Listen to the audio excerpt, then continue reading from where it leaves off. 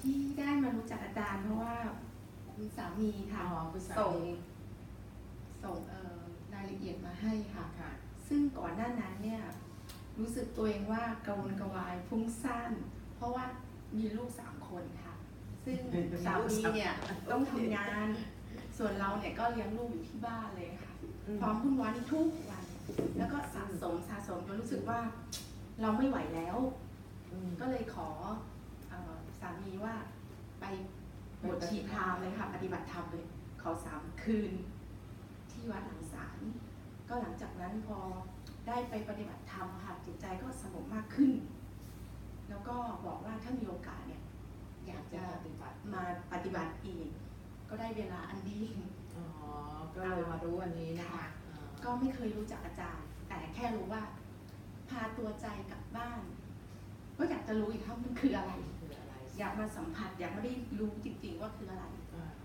ณวันนี้ก็รู้แล้วค่ะว่าถ้าเราเจอเหตุการณ์ที่บ้านเจอรี่วุ่นวายทั้งบ้านเลยเราจะจัดการยังไงก็ต้องเอาตัวใจกลับบ้านค่ะนะคะรูปประคำมีนะหนูมีใช่ไหมรูปประคำนะคะถ้าไม่มีเดี๋ยวขอข้างนอกนะคะเดี๋ยวทีนี้รู้แล้วนะว่าจะจัดการยังไงถ้ามันไหน3 ตัวควรจะทำยังไงดีคะอาจารย์หลับหูหลับตาทู่ซีทำไปเข้าใจไหมสร้างหาเวลาเนี่ยนะที่จะต้องทำทำแบบกิจลักษณะอย่างนี้นะคะอาจารย์เนี่ยอธิบายว่าเหมือนกับชาร์จแบตคุณต้องทำนะคะ15 นาทีก็ยังดีต่อวันเหมือนกับชาร์จแบตเนี่ยแล้วพอเราดึงออกมามันมีพลังงานที่จะแจกจ่ายที่จะสู้กับพวกเจอรี่ในบ้านน่ะใช่ไหมแต่ถ้าคุณเนี่ยไม่พยายามชาร์จแบตเนี่ยคุณจะไม่มีพลังสู้